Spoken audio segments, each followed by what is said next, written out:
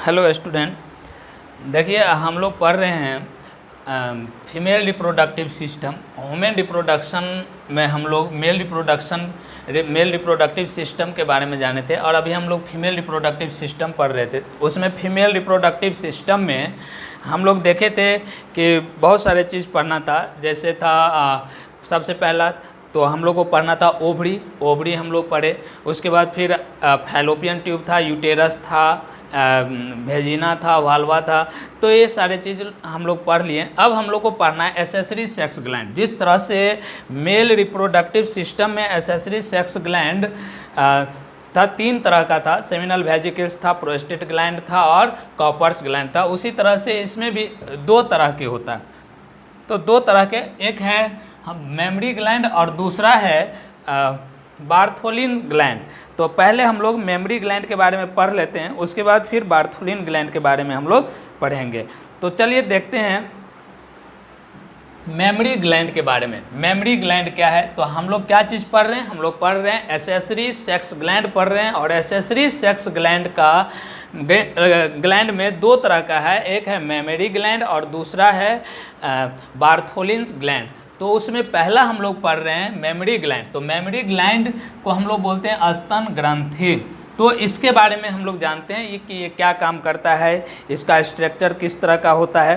तो ये सारे चीज़ के बारे में हम लोग इसमें जानेंगे। तो देखिए, इसमें सबसे पहले हम लोग इसका स्ट्रक्चर जो होते हैं ये सब जानते हैं कि किस तरह का है। देखिए यहाँ पर सबसे पहला तो ये जो होगा, एक जोड़ा होता है, फीमेल में पाया जाता है। क्योंकि हम लोग पढ़ ही रहे हैं फीमेल रिप्रोडक्टिव सिस्टम, तो फीमेल में पाया जाएगा। ये एक जोड़ा होगा, मतलब 2 होगा, स्पॉन्जी होगा, राउंडेड शेप होगा, इस तरह का इसका ग्लैंडुलर स्ट्रक्चर होगा। तो देखिए इसमें क्या क्या होता है, कहाँ पर कौन चीज़ पाया जाता है, वो चीज़ हम लोग यहाँ समझते हैं। तो देखिए एक छोटे फिगर के द्वारा हम समझाने की कोशिश कर रहे हैं, तो समझिएगा इसमें फिगर से। तो देखिए ये जो है, ये हम बनाए हैं, ये स्ट्रक्चर है, फिगर है मेमरी ग्लैंड का। किसका है? मेमरी ग्लैंड का ये स्ट्रक्चर है। तो इसमें देखिए किस तरह का स्ट्रक्चर होता है। सबसे पहला जो ये स्ट्रक्चर है, राउंडेड शेप होता है, कन्वेक्स का आकार का। इसका सबसे ऊपरी सिरे पर, सबसे ऊपर में यहाँ पर क्या होता है, सिलेंड्रिकल स्ट्रक्चर होता है। सिलेंड्रिकल स्ट्रक्चर का मतलब बेलनाकार, ऊपर में इधर बेलनाकार इस तरह का होता है, बेलनाकार स्ट्रक्चर होता है छोटा सा। उसको हम लोग बोलते हैं निप्पल। उसको क्या बोलते हैं? निप्पल। फिर से समझिएगा, जो राउंडेड शेप होगा, गोलाकार संरचना होता है, उसके सबसे ऊपर में मतलब सेंटर पॉइंट पर क्या होगा, वहाँ पर सिलेंड्रिकल स्ट्रक्चर होगा, छोटा सा इस तरह का सिलेंड्रिकल स्ट्रक्चर होता है। उस स्ट्रक्चर को बोलेंगे निप्पल।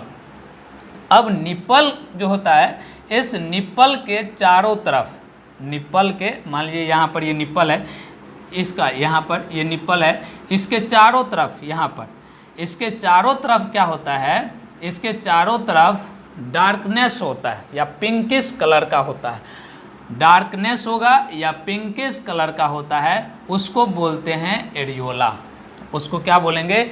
एरियोला बोलेंगे। उसके बाद ये एरियोला हो गया, मतलब जो सबसे ऊपर उभार वाला पार्ट होगा, सिलेंड्रिकल पार्ट होगा, उसको निप्पल बोलेंगे। निप्पल के चारों तरफ क्या होता है, डार्कनेस कलर होता है, पिंकिश कलर या बोलिए डार्कनेस कलर होता है, उसको बोलेंगे एरियोला। अब एरियोला के बाद इधर क्या होता है, डक्ट रहता है। डक्ट का मतलब होता है नली। उस नली के द्वारा क्या होगा, जो नली होता है, उस नली के द्वारा बाहर की तरफ ये नली खुलता है, उस नली को बोलेंगे लैक्टिफेरस डक्ट।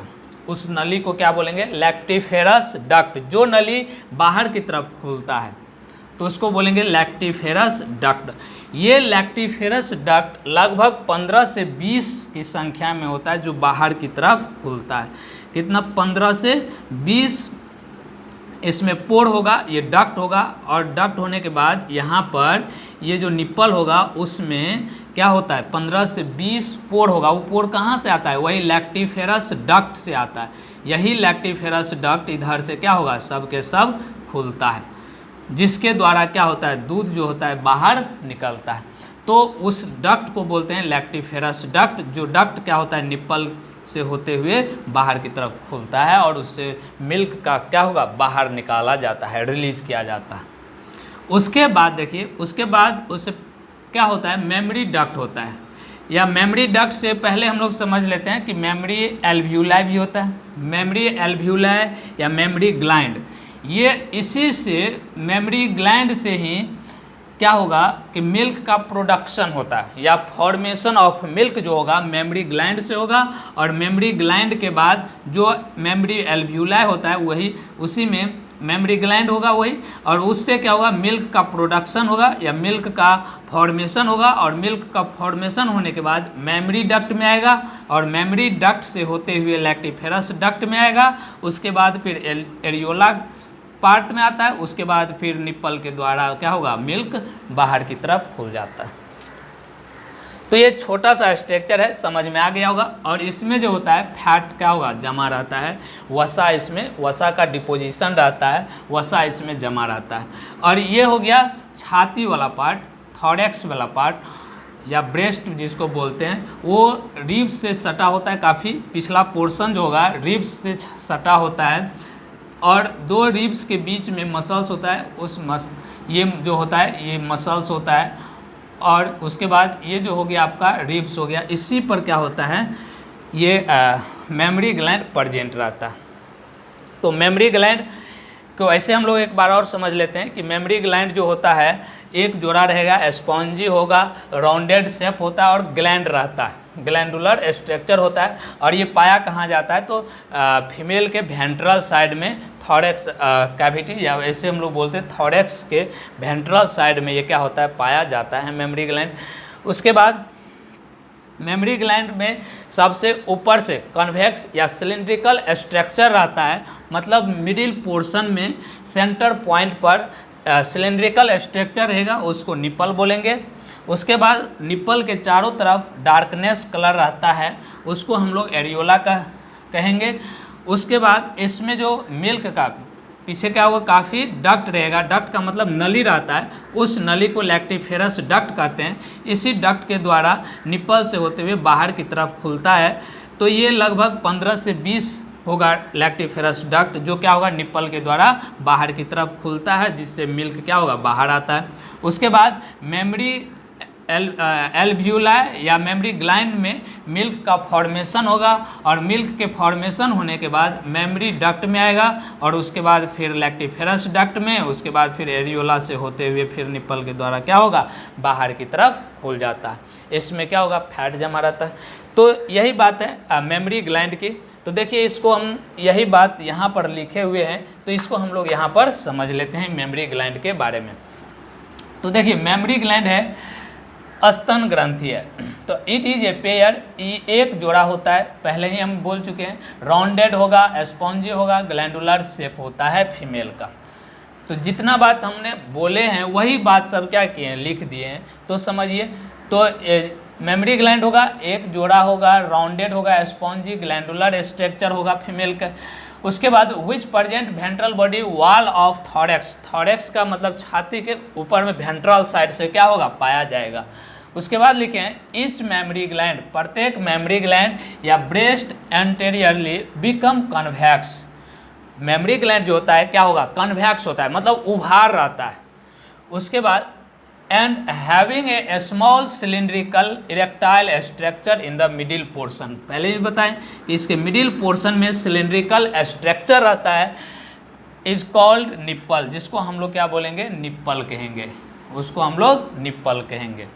आगे देखिए, at the base of nipple, nipple के बेस पर, मतलब यहाँ पर निप्पल हो गया, उभार रहता है, उसके बेस पर चारों side base, there is present, वहाँ प्रेजेंट होगा circular pinkish to dark colour structure. यहाँ पर क्या होगा, हम पहले ही बोले कि यहाँ पर डार्क कलर होता है या पिंकिश कलर होता है, उस स्ट्रक्चर को हम लोग बोलते हैं एरियोला, उसको क्या बोलेंगे, एरियोला कहेंगे। तो जो बात हमने वहाँ पर बोले हैं, यहाँ पर समझाए हैं, वही बात को क्या किए हैं, लिख दिए हैं। तो इसमें कोई दिक्कत नहीं होनी चाहिए। उसके आगे देखिए क्या लिखें, इन निप्पल, निप्पल में कंटेनिंग, देख रहे हैं 15 से 20 पोर, इसमें 15 से 20 पोर क्या होता है, निप्पल से खुलता है। वो कहाँ से, लैक्टिफेरस डक्ट जो आता है वही लिखे हैं। 15 से 20 pore called opening pore of lactiferous duct, ये लैक्टिफेरस डक्ट कहते हैं इसको, opening pore of lactiferous duct कहते हैं। विच हेल्प इन द, ये मदद करता है किस में, release of milk, release of milk मतलब दूध के बाहर निकालने में, दूध को निकालने में फ्रॉम मेमरी ग्लैंड, कहाँ से, मेमरी ग्लैंड से।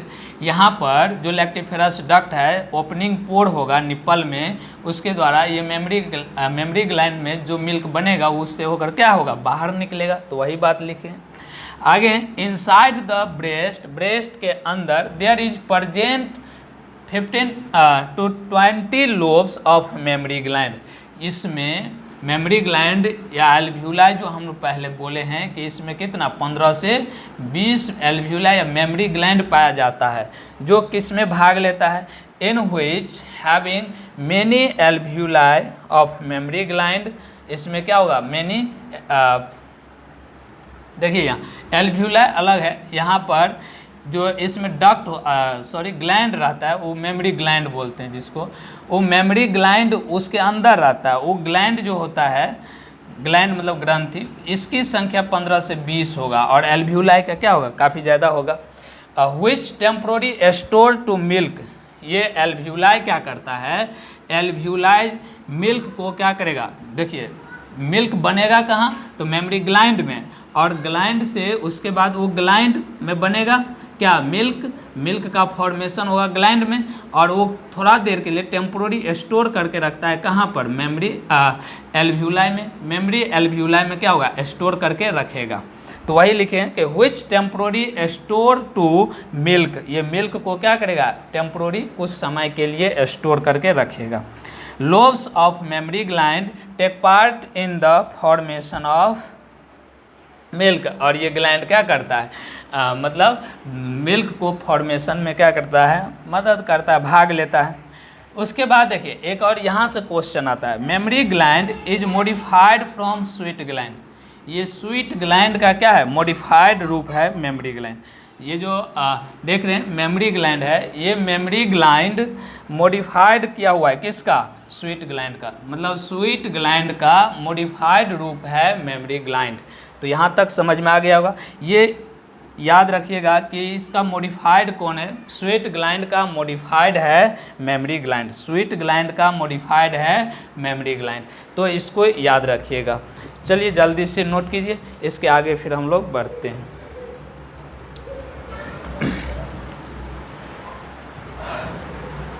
देखिए एक और बात है कि size of mammary gland, mammary gland का जो साइज होता है, चलिए इसको मिटाते हैं, आगे हम लोग बढ़ते हैं।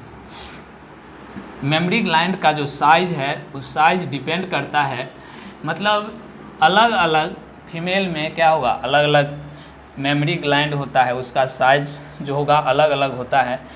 तो ये डिपेंड करता है कि उस फीमेल का जो है जेनेटिक मटेरियल जो होगा कितना रहता है, मतलब presence of genetic material, genetic material के प्रेजेंस पर डिपेंड करता है। उसके बाद ये डिपेंड करेगा कि फैट का डिपोजिशन कितना हुआ है थॉरेक्स में, थॉरेक्स पर या थॉरेक्स में फैट का डिपोजिशन कितना हुआ है उस पर डिपेंड करेगा।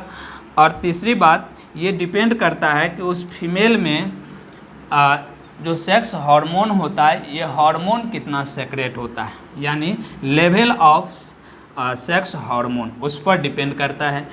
तो यही बात हम थोड़ा सा यहाँ लिख लेते हैं। और फीमेल का जो मेमरी ग्लैंड का साइज है सबसे बड़ा कब होता है, तो ये जो साइज इसका सबसे बड़ा जो होगा वो होता है जब प्रेगनेंसी का लास्ट मंथ होता है उस समय। तो इस पर थोड़ा सा देखिए लिख लेते हैं, size of mammary gland, mammary gland की आकृति, इसका साइज, तो देखिए इसका साइज डिपेंड करता है, डिपेंड ऑन, किस पर डिपेंड करेगा, तो सबसे पहला बात कि साइज ये डिपेंड करता है प्रेजेंस ऑफ जेनेटिक मटेरियल पर मेमोरी ग्लैंड। सबसे पहला बात, जो मेमोरी ग्लैंड जो होगा डिफरेंट फीमेल में डिफरेंट साइज होगा। तो यहाँ ये भी बात लिख लीजिए,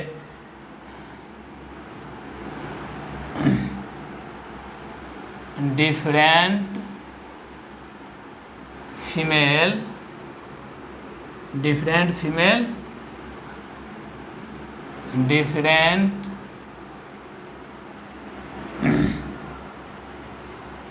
different size of memory gland. अलग अलग फीमेल में जो मेमोरी ग्लैंड की साइज होगी क्या होगी, अलग अलग होगी। तो ये डिपेंड किस पर करता है, तो डिपेंड करता है प्रेजेंस ऑफ जेनेटिक मटेरियल पर। ये डिपेंड करता है कि उसमें जेनेटिक मटेरियल कितना है, उस पर डिपेंड करेगा मेमोरी ग्लैंड का साइज। सेकेंड, इसमें ये जो होगा इसमें डिपोजिशन कितना होता है फैट का, फैट ऑफ, या इसे हम लोग लिखेंगे deposition of fat on thorax में फैट का डिपोजिशन कितना हुआ है, मतलब फैट का जमाव कितना हुआ है, तो इस पर डिपेंड करेगा। उसके बाद तीसरा है उसमें हार्मोन, सेक्स हार्मोन कितना आता है, तो लेवल ऑफ सेक्स हार्मोन, उसमें सेक्स हार्मोन की लेवल क्या है, कितना वहाँ उसमें निकलती है, तो उस पर डिपेंड करता है साइज ऑफ मेमोरी ग्लैंड। तो यहाँ तक समझ गए होंगे। इसमें जो होगा, और सबसे बड़ा कब होता है, तो जब प्रेगनेंसी के लास्ट मंथ होता है तो उस टाइम क्या होगा, सबसे बड़ा होता है। तो ये था साइज ऑफ मेमोरी ग्लैंड। चलिए नेक्स्ट इसका फंक्शन हम लोग जान लेते हैं। मेमोरी ग्लैंड का फंक्शन क्या होता है, फंक्शन ऑफ मेमोरी ग्लैंड की फंक्शन, इसके कार्य क्या है, मेमोरी ग्लैंड का कार्य क्या है। तो सबसे पहला, तो मेमोरी ग्लैंड का कार्य क्या है, प्रोडक्शन ऑफ मिल्क के प्रोडक्शन में, और सेकेंड है रिलीज ऑफ मिल्क, जो मिल्क क्या होगा, इन्फेंट के द्वारा रिलीज कैसे होगा, यानी सकिंग कैसे होगा। तो इसका पहला पॉइंट लिख लेते हैं हम लोग, it take part in the production of milk, it take part in the production of milk under control by prolactin और लैक्टोजेन हार्मोन, प्रोलैक्टिन और लैक्टोजेन हार्मोन, प्रोलैक्टिन और lactogen hormone of anterior lobe of pituitary gland, anterior lobe of pituitary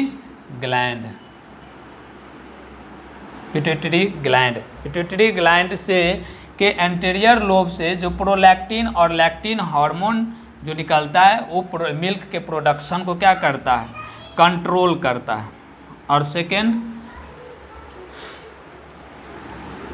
it release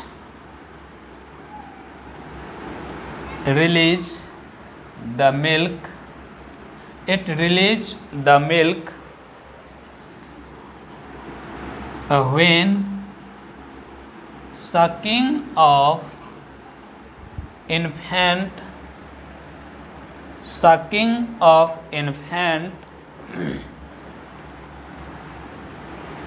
under control by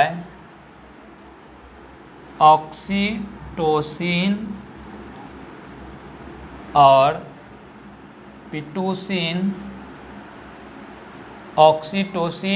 Pitocin hormone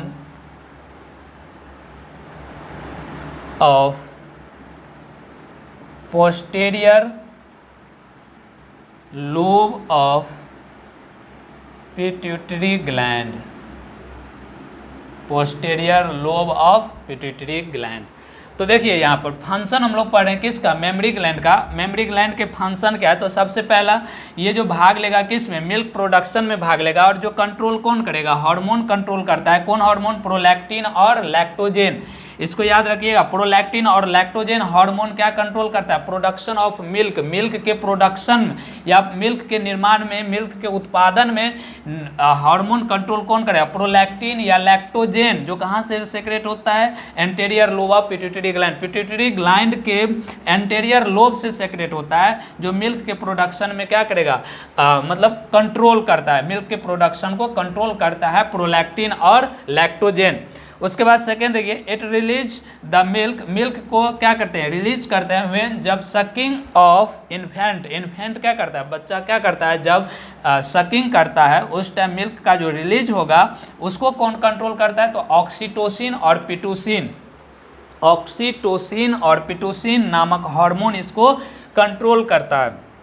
जो कहाँ से निकलता है, तो posterior lobe of pituitary gland, pituitary gland के posterior lobe से secret होता है। तो देखिए इसको याद रखिएगा कि प्रोडक्शन ऑफ मिल्क, मिल्क के प्रोडक्शन में प्रोलैक्टिन और लैक्टोजेन हार्मोन कंट्रोल होगा, कंट्रोल करेगा। और इसको रिलीज करने में कौन कौन काम करता है, मतलब मिल्क को, जो मेमरी ग्लैंड है, मेमरी ग्लैंड से बाहर कौन हार्मोन सेक्रेट करता है, कौन हार्मोन जो होता है किस हार्मोन के द्वारा सेक्रेट होता है, तो ऑक्सीटोसिन और पिटूसिन, ऑक्सीटोसिन और पिटूसिन हार्मोन के द्वारा मिल्क रिलीज होगा। और मिल्क का प्रोडक्शन जो होगा वो प्रोलैक्टिन और लैक्टोजेन हार्मोन के द्वारा मिल्क का क्या होगा, प्रोडक्शन होगा। और रिलीज जो होगा मिल्क का, ऑक्सीटोसिन या पिटूसिन हार्मोन के द्वारा क्या होगा, मिल्क का रिलीज होगा। तो यही इसका फंक्शन था मेमरी ग्लैंड का। तो देखिए इसमें हम लोग पहला तो पढ़े एसेसरी सेक्स ग्लैंड हम लोग पढ़ रहे हैं, उसमें पहला मेमरी ग्लैंड पढ़े और दूसरा था एक बार्थोलिन ग्लैंड था। तो चलिए हम लोग बार्थोलिन ग्लैंड के बारे में भी जान लेते हैं, छोटा सा टॉपिक है, उसके बारे में भी हम लोग बात कर लेते हैं कि बार्थोलिन ग्लैंड क्या होता है। तो देखिए बार्थोलिन ग्लैंड जो होगा ये एक जोड़ा पाया जाता है बार्थोलिन ग्लैंड, जो कहाँ पर पाया जाएगा, तो जहाँ पर वेजिनल ऑरिफिस रहता है। वेजिनल ऑरिफिस मतलब पिछले वीडियो में हमने बताए थे कि, और वेजिनल ऑरिफिस क्या होता है, तो वेजिनल ऑरिफिस होता है जहाँ पर वेजिना बाहर की तरफ खुलता है वाल्वा में, उसको हम लोग वेजिनल ऑरिफिस बोलते हैं। तो वेजिनल ऑरिफिस के दोनों तरफ जो होगा ये बार्थोलिन ग्लैंड पाया जाता है। इससे जो फ्लूइड सेक्रेट होता है उस फ्लूइड को बोलते हैं बार्थोलिन फ्लूइड। और ये फ्लूइड क्या करता है, वेजिना को फ्रिक्शन लेस करता है, या इसको हम लोग ऐसे बोले तो जब बच्चा जन्म लेता है, पार्चुरेशन होता है, तो उस टाइम क्या करता है, फ्रिक्शन लेस बनाता है वेजिना को। तो चलिए हम लोग सेकेंड जो था बार्थोलिन ग्लैंड, बार्थोलिन ग्लैंड, इसके बारे में हम लोग जानते हैं। बार्थोलिन ग्लैंड, बार्थोलिन ग्रंथि, बार्थोलिन ग्रंथि के बारे में हम लोग जानते हैं कि ये क्या होता है बार्थोलिन ग्रंथि। तो सबसे पहले ये तो एक जोड़ा होगा, लिख लेते हैं। It is a pair, it is a pair very small sac like structure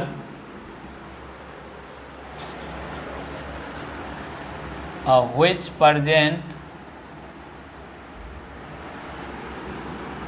either side of vaginal orifice, vaginal orifice के दोनों तरफ क्या होगा, पाया जाएगा। वेजिनल ऑरिफिस के दोनों तरफ पाया जाता है बार्थोलिन ग्लैंड। ये एक जोड़ी होती है, मतलब बार्थोलिन ग्लैंड एक जोड़ी होगा, पेयर में होगा, काफ़ी इसका छोटा साइज होता है, स्ट्रक्चर होता है। और ये प्रेजेंट होगा कहाँ, वेजिनल ऑरिफिस के दोनों साइड प्रेजेंट होता है। अब इसका फंक्शन हम लोग जान लेते हैं। Function of Bartholin gland. Bartholin gland के फंक्शन हम लोग पढ़ क्या रहे हैं, एसेसरी सेक्स ग्लैंड पढ़ रहे हैं। एसेसरी सेक्स ग्लैंड में पहला हम लोग मेमरी ग्लैंड के बारे में पढ़े और सेकेंड हम लोग पढ़ रहे हैं बार्थोलिन ग्लैंड के बारे में। तो इसके बाद देखिए इसमें बार्थोलिन ग्लैंड का में क्या होगा, जो फ्लूइडी सबस्टेंस सेक्रेट होता है उसको हम लोग बोलते हैं बार्थोलिन फ्लूइड बोलते हैं। तो लिख लेते हैं, it secrete whitish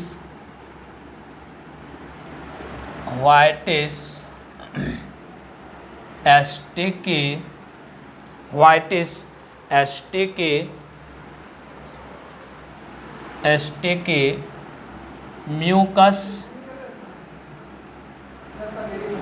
mucus fluidy substance is called Bartholin fluid. अब ये बोले कि ये सेक्रेट करता है whitish sticky mucus fluidy substance, कुछ लसलसा चिपचिपा पदार्थ सेक्रेट करेगा, उसको हम लोग बोलते हैं बार्थोलिन फ्लूइड। क्या बोलेंगे, बार्थोलिन फ्लूइड कहते हैं। ये क्या काम करता है, तो आगे हम लोग लिख लेते हैं नेक्स्ट पॉइंट में, Bartholin fluid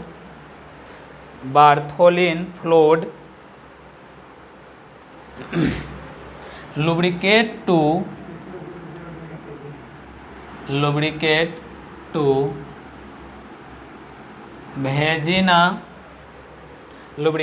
to vagina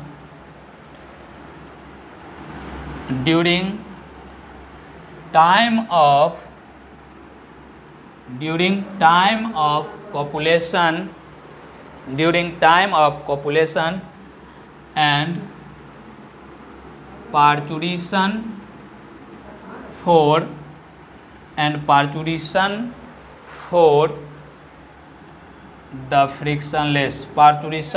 the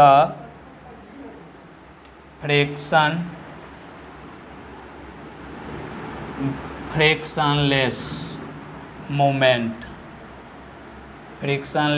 moment. तो ये क्या काम करता है, तो देखिए पहला फंक्शन तो ये सबसे पहले whitish sticky mucus fluidy substance secrete करेगा, उस फ्लूइडी सबस्टेंस को बोलेंगे बार्थोलिन फ्लूइड। अब ये फ्लूइड क्या करता है, ये फ्लूइड करता है lubricate to vagina during copulation और पार्चुरेशन के समय ये क्या करता है, वेजिना को लुब्रिकेट करता है, मतलब फ्रिक्शनलेस बनाता है, जिससे क्या होता है आसानी से कोपुलेशन होता है या फिर जो पार्चुरेशन होगा वो पार्चुरेशन आसानी से हो पाता है। तो ये बार्थोलिन ग्लैंड था। बार्थोलिन ग्लैंड जो होता है एक जोड़ी पाया जाता है, इसका साइज काफ़ी छोटा होता है और वेजिनल ऑरिफिस के दोनों साइड पाया जाता है, और इसका काम है ये व्हाइटिश स्टिकी या लसलसा चिपचिपा पदार्थ सेक्रेट करता है, उसको बोलते हैं बार्थोलिन फ्लूइड बोलेंगे। और इसका काम क्या है बार्थोलिन फ्लूइड का, तो बार्थोलिन फ्लूइड क्या करता है, वेजिना को कोपुलेशन और पार्चुरेशन के समय लुब्रिकेट करता है, जिससे आसानी से कोपुलेशन और पार्चुरेशन हो पाता है। तो यही था बार्थोलिन ग्लैंड के बारे में। तो देखिए अभी तक हम लोग जो पढ़ रहे थे फीमेल रिप्रोडक्टिव सिस्टम पढ़ रहे हैं। फीमेल रिप्रोडक्टिव सिस्टम का ये लास्ट पॉइंट था एसेसरी सेक्स ग्लैंड, और एसेसरी सेक्स ग्लैंड में दो तरह के ग्लैंड पढ़ना था हम लोग को, मेमरी ग्लैंड और बार्थोलिन ग्लैंड। तो ये दोनों हम लोगों ने पढ़ लिए हैं। अब देखिए अब इसके बाद मतलब हम लोग क्या क्या ऑर्गेन के बारे में पढ़ना था, मेल रिप्रोडक्टिव सिस्टम का और फीमेल रिप्रोडक्टिव सिस्टम का, वहाँ तक पूरे कंप्लीट कर चुके हैं। अब इसके आगे क्या क्या प्रोसेस होगा वो चीज़ के बारे में हम लोग जानेंगे। जैसे इसके आगे अब गैमेटोजेनेसिस होगा, गैमेट का फॉर्मेशन किस तरह से होता है, यानी स्पर्म कैसे बनता है, ओवम कैसे बनता है। उसके बाद फिर हम लोग बढ़ेंगे कि फर्टिलाइजेशन कैसे होता है। उसके बाद फिर हम लोग मेंस्ट्रुअल साइकिल के बारे में पढ़ेंगे। उसके बाद फिर एम्ब्रियोजेनेसिस पढ़ेंगे, लैक्टेशन पढ़ेंगे। तो ये सारी प्रोसेस हम लोग पढ़ेंगे। काफ़ी लंबा चैप्टर है तो इसको आसानी से हम लोग पढ़ेंगे धीरे धीरे। तो आज यहाँ तक रहने देते हैं, उसके बाद हम लोग नेक्स्ट क्लास में इसके आगे पढ़ेंगे। ठीक है।